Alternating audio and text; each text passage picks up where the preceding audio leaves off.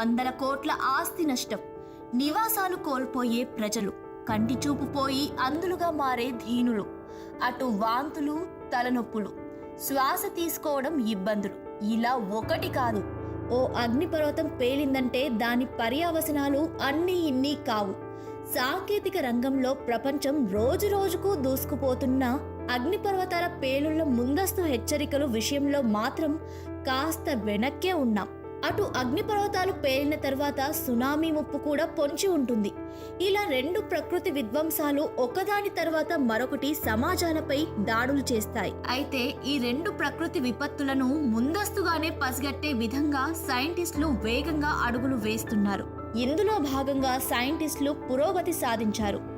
అగ్నిపర్వత పేలుళ్లను ముందుగానే కనిపెట్టేలా ఓ విషయాన్ని కనుగొన్నారు.